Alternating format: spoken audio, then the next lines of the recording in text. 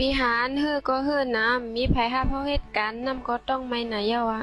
เฮาได้เลยเฮ็ดจึงหือล่ะยิ่งลาวกว่าเฮากว่าถามได้ล้านปุ่นแหน่อ้อเลยอยู่ปีหารกว่าเฮากว่ากัน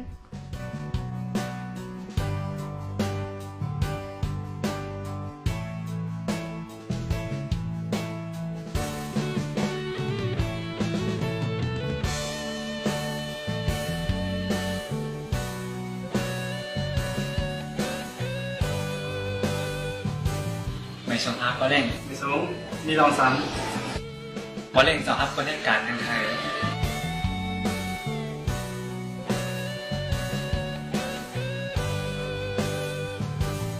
บ่เร่งสองฮับอยู่ไทย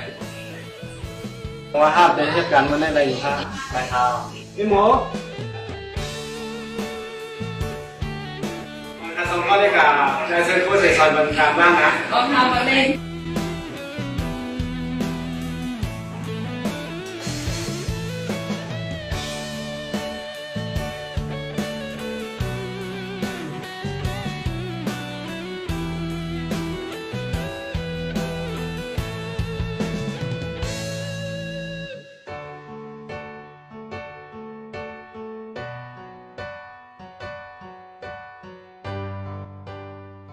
เฮาดีจันไนดีสิไลเดียวที่เขาเป็นเมียไอหานสั่งยิ่งดาวมีดองสั่งให้พี่จ้อยในจึงบอกมีอะไรกูลองนะพี่ยินดีใจแถมค่ะบ่เฮ็ด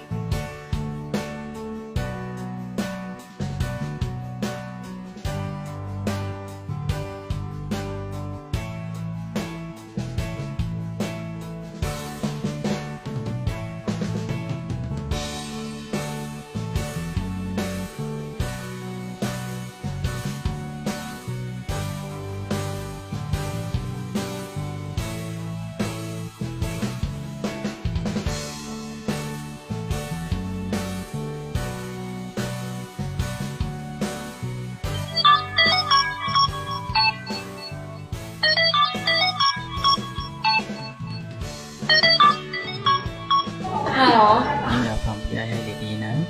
มือเรือไม่ยิ่งเราอำอยู่ลีนะเดลัยอดกว่าห้องยาตีมันเลยเดลัยใจเงิน30 ถึง 35 แสนเดลัยกว่าไม่ได้นะอำนั้นไม่ยิ่งเราเตรียมกันเลยเย้า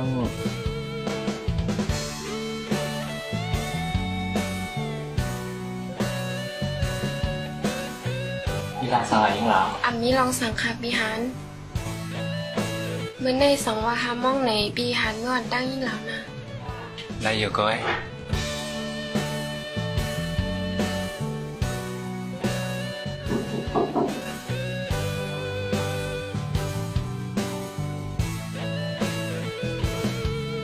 ไม่สูงค่ะพ่อเร่งยิ่งดาวมีลองสั่งละอันมาหาพิม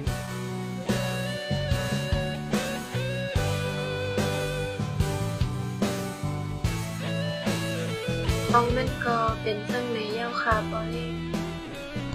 คุยกาวาเพราะว่าพี่จ้อยน้องลาวปีนี้เขาแหลกลายต้องน้องลาวไปย่ำภาพไปอยู่พอเร่งมีลองสั่งกอรัดมาแลยิ่งแล้วยิ่งดีใจกูลองค่ะ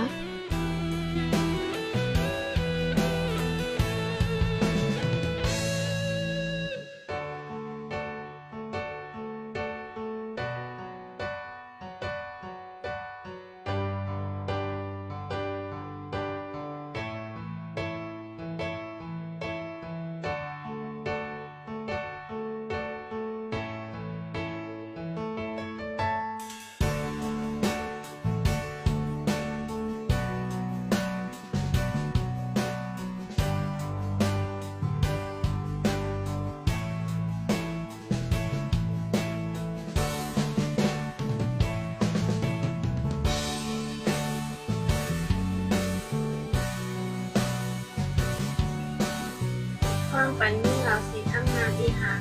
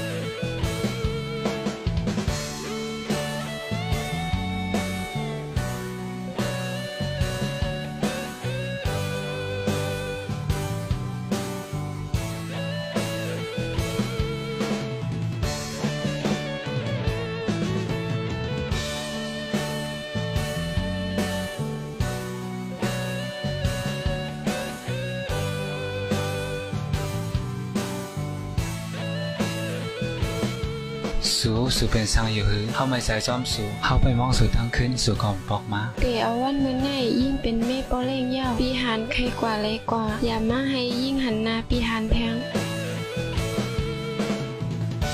ไอหานในกระแหงไหม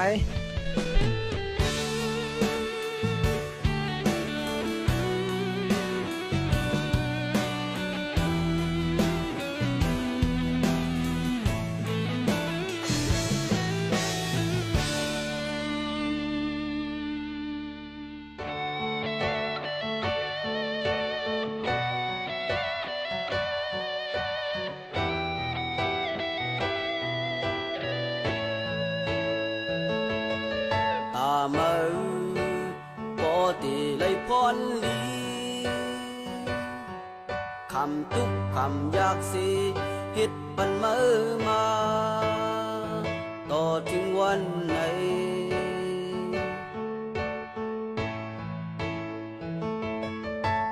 มอปอตีเลยซื้อใจคำล้อมคำผมโหยอมปันมือมาอำทิ้งคืนสั่งถึงมายามมือเร็วอำทางมือน้องเกยเฮ็ดได้เงือปีมือเจอได้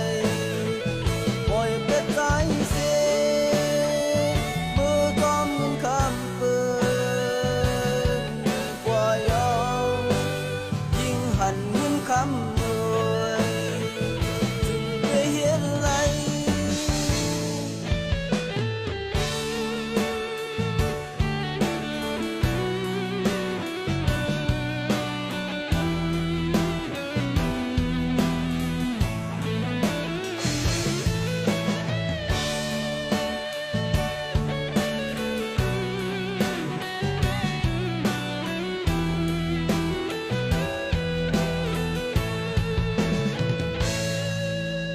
มอปอตีเลยพรลีคำทุกคำอยากสิเฮ็ดปันมือมาต่อถึงวันไหน